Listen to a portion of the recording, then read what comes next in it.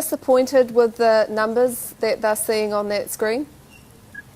Well, the thing is, they've got Māori television on the TV, but they don't have the internet. Only I have the internet, and I'm here with a few kaumata behind me, so they don't know the numbers. They've only been told what Ngā's votes have been. They don't know what Mika we're is going on, to and they don't know what cross over to they don't know yet. Bomber Bradbury, who is waiting for us over here, and he's at the Auckland studios anyway, and he's going to be talking about what he thinks has been going on, and whether or not the mana, in particular, whether or not the mana vote that has come through has been satisfactory. So we'll just go across to him now and pull in. Can you hear me there, Martyn? Kia ora, how's it going? Yeah, not too bad. So what's your view of what's gone down tonight in the by-election? This was always going to be a fight over who got second place, and in terms of that, I think it spells poorly for the Labour Party and very, very poorly for the Māori Party. Mana only achieved, 14% in the last general election. They're looking at around 25%. Labour had 60% of the vote last time. That has dropped to 40%. This has been a very poor performance, I think, by the Labour Party candidate, who's had all sorts of problems in terms of candidacy issues and I suppose a lack of warmth actually on the campaign trail. Labour will take this as a win, but I don't think it's going to help with Shearer's leadership worries and wobbles at the moment. People are going to look at his use of the word terrorise to suggest he's going to deal with his opponents. Of course, the Sky City corporate box hopping hypocrisy popped up during the by-election, and Labour's attempt to parachute a candidate in there at the very beginning. Yeah, well, I think there'll be. Let's look at that. Do you really think that that's going to cause a destabilisation in the Labour Party caucus, say on Monday, Tuesday, when they all get together, that David Shearer is going to be facing, a caucus that's starting to say to him, look, we're going to start counting numbers here? Well, I think that you already see that has happened, and that you've got one senior Labour Party MP who has spoken to the media and said that Shearer has till spring. This isn't going to. I don't think this is going to help him. So we're getting close to spring. What evidence are you hearing from inside the party itself that suggests that that's not just words, that there's actual some movement within the factions? Clearly, if there's going to be any successful challenge to David Shearer, it involves those that are wrapped around Grant Robertson joining with the likes of David Cunliffe's supporters. So do you see that movement happening at the moment? Well, I think that you're getting the reason why the media's interest has been stoked by this is that these springtime durations are being spoken by MPs who are not from Cunliffe's side of the fence. So you're actually getting these concerns being voiced from within Shearer's camp. Yeah, we've got a person that's just writing into the open mic area on the site at the moment, and Good White Hand is the name that we're running by. And anyway, they're saying there, I hope Labour trounced Mana and Mana get it, meaning that Labour gets trounced. Of course, it doesn't look like that's going to happen tonight, but the message here is that Labour needs a big kick up the bottom, is the word that this person is saying there. Do you see the vote as it's shaped today kicking Labour up that bottom? Oh, look, I certainly think that they're going to have quite a surprise and a shock by this result.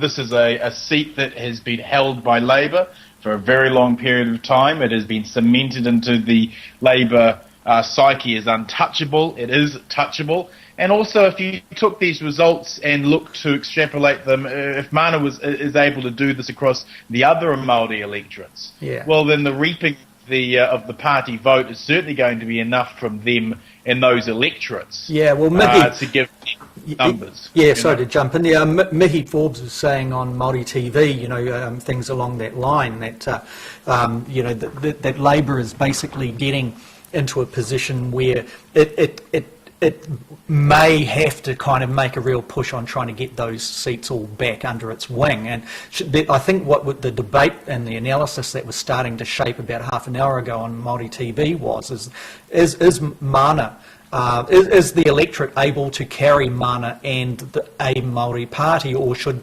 mana and the Māori party once again start to talk, form one party and then take Labour on in the Māori seats in that way?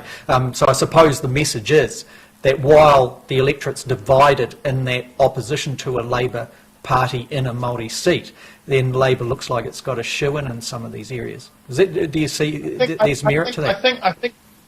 I think the problem for the Labour Party is that they wanted this by-election to be able to give them the momentum going into 2014 in the Māori electorates, for them to say that these are our seats and they're coming home. Well, this incredible showing by Mana suggests that they are not Labour's to be taken for granted, and that you'll see that party vote getting shared around a lot. Labour's not going to be able to use these seats as the great banks of party vote that they may have previously. Yeah, those days are gone. That's over.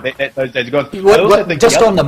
Just to jump in there on the Mana position, what we could see for quite some time, and particularly since the last election, is that Mana really is the one that's forming policy that is addressing that urban Māori constituency. And then you could see with Te Hamua that he was really campaigning strong for Mana in those urban areas of the electorate. And we can see, it'll be interesting to actually crunch those numbers to see whether or not those urban areas of the electorate mobilised in force to push that Mana vote up. Looking at the results, it looks like that may have been the case. Now, if you take that across in a general election, and you start to work perhaps that urban vote that may have not even bothered to have gone out in 2011, what effect do you think that is going to have on the election overall? Well, I think we're starting to see the impact of that, in particular with the demise of the Māori Party. I mean, I think they are the other big story of the night. To get beaten from where they were last time to coming third, it looks like now, behind Mana. That, I think, could be the death knell for them as a party. If they can't beat the youngest political party in Parliament, Mana, if they can't beat them in a seat like Ikaroa Rawhiti, then, especially when you consider that they beat Mana in the general election quite handsomely, you can see the growth in the vote is all going Mana's way, and that is an urban move. So it's very interesting, I think, for the Māori Party. Yeah, there's a guy, Mike, in the chat box here in the open mic area on the site, and he's saying, "Come on, Martyn, you were claiming the big Mana upset here." He says, "Now you claim it was always a race for second." And he says, "I'm all for Mana doing well, but let's stick to the same line." So I guess he's putting a challenge back to you there, Bomber Bradbury, and saying, what's the story here? Are you turning with the result here, moving with the result? Oh no, I've always claimed that it was going to be a race for second place. Who takes that is going to be the most important issue here. Yeah. The upset, I think, is Mana. It is the upset of the night. This is supposed to be a safe Labour seat.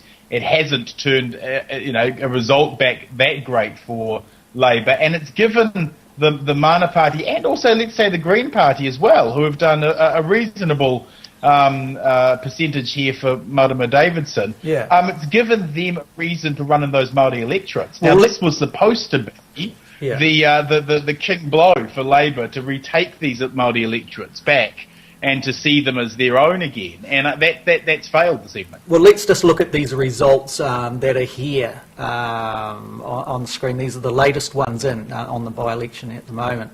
And if you look at who's out in the lead, you've got Mika for Labour, of course, with 3,819 votes. Coming in second, you've got Te Hamua there for Mana with 2,307.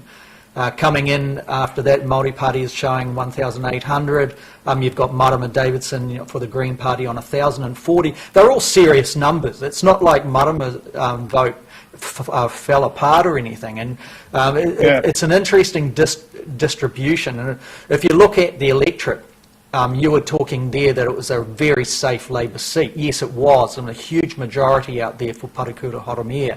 I guess what we were hearing on the ground up here was that Mika and her team were slick in the candidacy selections, but what it did was divide the Labour Party on the ground, that there were a lot of people who used to be out there doing the hard work, the hard yards, putting up the hoardings, etc., that were thinking, I'm not going to bother. Parakura's not here, and I'm not happy with the candidate. So, what were you picking up there? What was the message you heard? Everything I heard was that the momentum on the ground came to Hamu's way. That he was certainly the one who was electrifying the candidates out there. It'll be interesting to see how many of those earlier new votes were Mana voters. That would be interesting to see whether they were able to pick up and get people signed up. I think that'll be interesting. We're just crossed to Māori TV at the moment. We've got Mika here being interviewed live by Miki Forbes, so I'll come back to you in a few minutes. No problems. Did you expect him to be so, to do so well? Te Hamua? Look, I was just worried about. I was just really worried about reaching out to the voters that were supporting me and supporting the Labour Party, and I'm happy with those that have put their faith in me. And what's it's very busy in there. How are you going to celebrate tonight, Mika? How will you be celebrating? Well, listen, I've got several of your colleagues I need to talk to, and hopefully when that's done I might be able to crack open a wine and sit down with my whānau and have a quiet drink. Have you received any phone calls yet from your from the others? No, not yet. No, I actually have lost my phone, so if they were trying to call me I probably wouldn't be answering it. What's been the toughest thing about the campaign for you? The toughest thing, truly, is probably these interviews, to be honest. The people that know me, I just work in the background doing the job and make things happen. And I've had to learn how to get in front of a camera, how to always smile, and not lose sight of who I am. And I hope I've done my supporters and my whānau proud. What do you think your first private members bill will be? My first private members bill? Oh, there's too many to throw out tonight, but definitely I want to look at housing, I want to look at employment, and I want to look at unlocking potential, particularly around our iwi, around local government. So there's a lot. I want to hit the road running because there's a lot of our people out there, our whānau hurting, and with the faith that people put in me, I want to do something about it. We'll try and catch up with you a little bit later on, and maybe we might be able to get to talk to your leader, David Shearer, who's just over your right shoulder. Stay with us. We'll be back with more from Ikaroa Rawhiti after the break. Yeah, so we've just crossing back to Bomber Bradbury now. So what did you make of that? What Mika, their celebratory first speech as a new MP in Parliament, Bomber, what do you think of that? Oh, I think that they were worried. I think that they will be very happy that they've taken the win. But the further ramifications of the Māori Party's demise and the rise of the Māori Party, that those will be calculations they're going to need to work on for another day. Yeah, and she was saying there's a lot of hurt happening out there. That's something that we've all picked up. Myself as a journalist, yourself as a broadcaster and blogger. The audience at the Daily Blog has certainly been illustrating that there are many, many issues that need to be addressed. So what do you think are the opportunities for someone like Mika now as she gets around that caucus table with Labour and prepares for a run in election year in 2014? Well, I mean, I suppose they're going to have to come up with some sort of policy platform that they can roll out that is going to affect the lives of people living in Ikaroa Rawhiti directly. When you've got the Labour Party talking about affordable housing in the vicinity of sort of $450,000 to $500,000 a piece, that's a policy discussion that has absolutely nothing going for it for the people of Ikaroa Rawhiti. So perhaps her being at the table, she will be able to provoke them and bring the policy platform back to those people right at the bottom of the heap. Because at the moment, it seems Labour is fighting more for people who are who are National Party voters, rather than appealing to the people on the lowest part of the socioeconomic rung. If you look at the audience around, if you look at the audience around Mika on that interview that just occurred, you can see that it was very much grassroots people around there. Perhaps it'd be fair to say in some of these electorates, like in the Māori electorates, that Labour is still the main hope. Do you think that may have held the vote for Labour, that type of belief that the other parties, they may be closer to us, they may kind of be talking and doing that talk and walking the talk, but the Labour Party is the one that will really bring change if it gets a shot, so we'll get our support in behind it. Do you think that that's still that traditional view within Māori circles?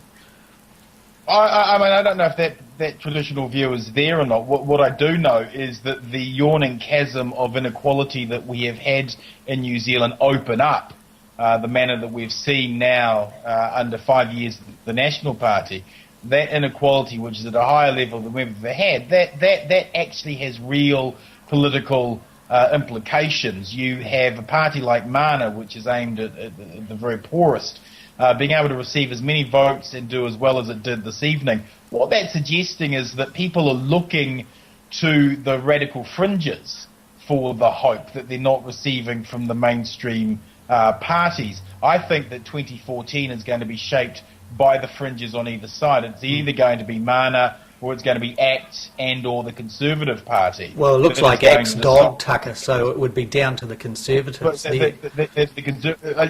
think it'll be the either side of the political spectrum.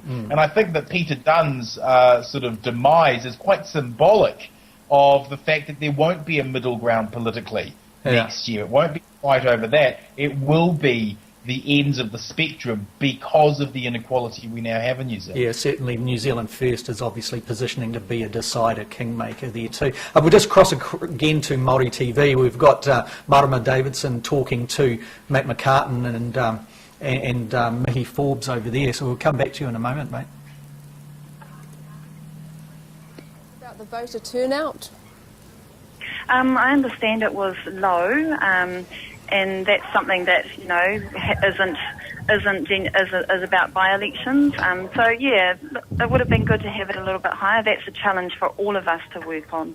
I think some of our commentators have said that there actually more turned out this by-election. So I think maybe you've all done very well to get people to the polling booth. Tell us, good. Where are you and what are you doing? So we're at Uatoria at Sharon's Cafe in the main town centre here. So surrounded by whānau and friends. My mother lives here, of course, and some awesome supporters who have come along. And particularly with my campaign team, Mercedes is here, of course, and can I just say I would have to give her the absolute first prize for leadership support in terms of the candidates. She's been fantastic. So has all of my campaign team and all of my supporters. And the feedback for how this campaign has performed and for how I have performed has been absolutely heartwarming. So we're looking forward to 2014. Marama, will you be seeking a place on the list for the Greens? Absolutely. This is only a first step, Mihi, as I've been telling everyone. Again, I'm so warmed by the feedback for how this campaign has been run. We've been hearing words like savvy, smart, fresh and new, intelligent politics. So we're going to carry on with that momentum and do the best we can for 2014. Marama Davidson, the Green Party candidate, enjoy your evening. Thank you for joining us tonight.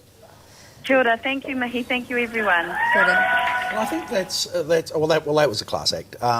But what I think is this a by-election, of all the by-elections I've ever seen, that I think we've actually, the forefront candidates were quality candidates, And I think that civil society, was actually served well.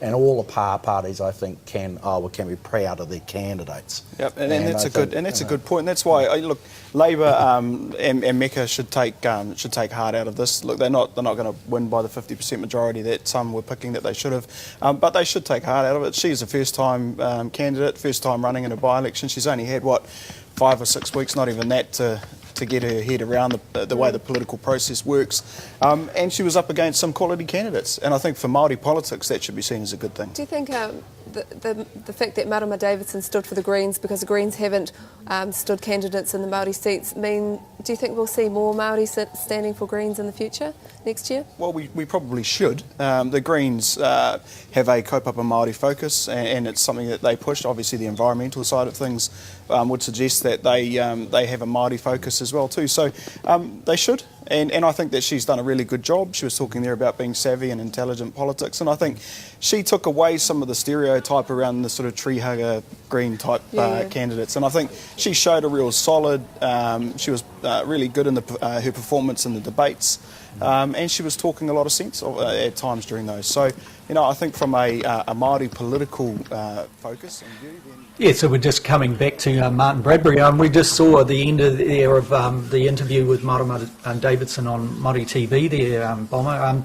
And Matt McCartan was saying, all the candidates were really strong, and that civil society, as he put it, was served very well, and that they all should be very proud. And to see Scott Campbell on the back of that, kind of saying that Marama Davidson's, fantastic as a Green candidate, that it kind of put to bed some of the tree hugger type of brands that were out there labelled on the Greens. What was your? I mean, obviously she's been a blogger and a significant writer on the Daily Blog news site as well. So, what was your view of her campaign then?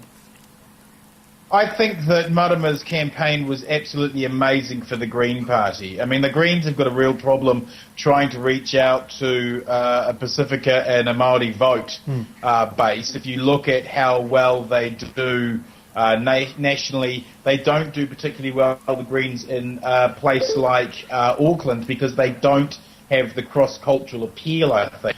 They wanted to run a strong candidate who would speak to the nationwide audience. I don't think they ever really believed that she would be able to win the electorate, but her role was to be able to speak to a wider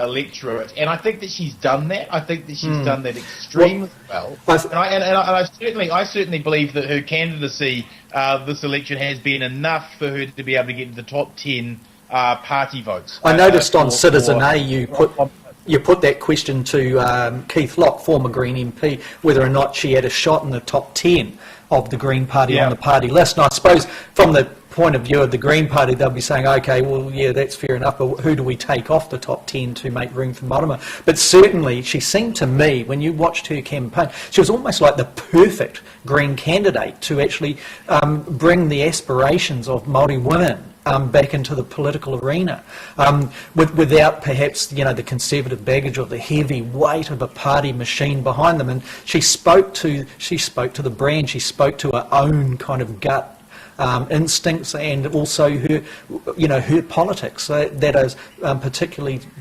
idiosyncratic to her. I kind of thought, if Greens need to pull in young, progressive women who have got a track record, who have been out there doing some fantastic work in human rights or in women's rights areas, then she's the perfect candidate, isn't she? Well, I think that we're looking at a future leader of the Greens. I think that her performance was very, very self-assured. She spoke a mix of philosophy and intellectualism, which I think the Greens love.